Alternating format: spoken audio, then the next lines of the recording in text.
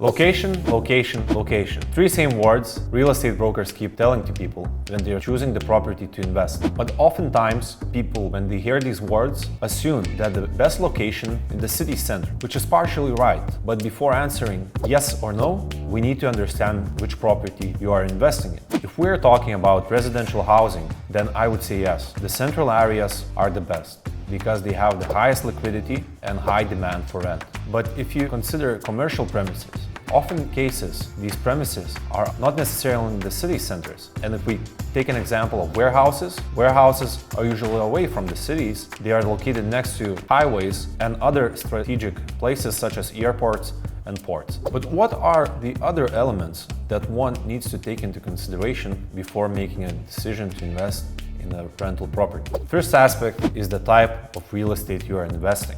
The lowest risk is in residential housing, and it could be also further divided by the size. Small studio flats have very low historical vacancies and they have high demand.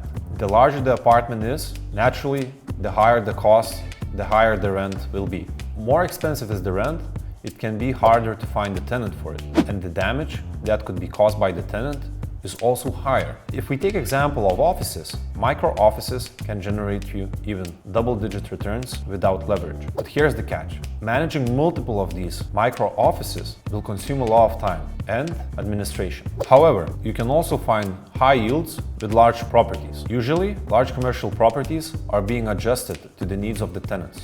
They sign long-term rental contracts. The main risk with investing in this type of property is that when the tenant leaves, it might be hard to find a new one for the adjusted property. However, for those that don't have the required capital to start investing in offices or even small flats, there are some other alternatives that people tend to overlook. Two prime examples are garage spots and small warehouses that you can find in residential housing units. Depending on the place where you're living, you can start investing in those from even 10,000 euros. The only drawback investing into this type is that the capital appreciation will be somehow limited. Of course, this naturally depends on the place that you are located. As obvious as it sounds, the second aspect is analysis of the risk. And when I'm saying risk analysis, I'm talking about doing a research on the property and its documents. A lot of investors tend to overlook the importance of up-to-date documents from registry centers. If we're looking at Western Europe, a lot of properties are very old. In a lot of cases, the documents are incorrect, meaning that the refurbishments haven't been registered. The changes how the walls are installed in the property, which raises some potential risks. First risk, there might be disputes over ownership between the other landlords in the given building. The second risk, if the documents aren't the right ones, financial institutions are not going to finance the property. So how can you protect yourself from these risks? The easiest way is going to the property and comparing the documents with the real situation. But if you aren't confident about your skill and knowledge, you can always hire professionals. No matter where you are, you can find professional property appraisers. They will do all the work for just few hundred euros. Few hundred euros is a small price to pay considering the risk and damage that you can experience. The third aspect is investment strategy. There are a lot of rental property investment strategies, but I would like to focus on two: rental cash flow strategy and capital growth. As the name suggests, the first one focuses on high-yielding properties. Investors usually focus on small units where they can maximize the investment return.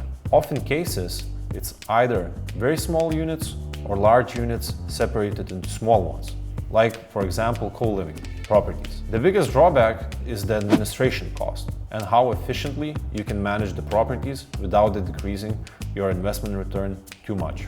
The second strategy is capital growth. This one requires a good knowledge of specific areas and regions where you want to invest. Usually, this strategy is for experienced investors who know the areas they invest. This strategy focuses on locations where the demand exceeds supply. Usually these are central areas. I would say that this strategy is also meant more for investors who don't really see a difference between 3 and 5% return from rent, and they want to focus on long term, and they're confident in their knowledge that capital growth will be high. If you aren't sure where to start, together with InRento, we offer an opportunity to invest in buy-to-let projects just from 500 euros. Sign up today at InRento.com and discover new ways to invest.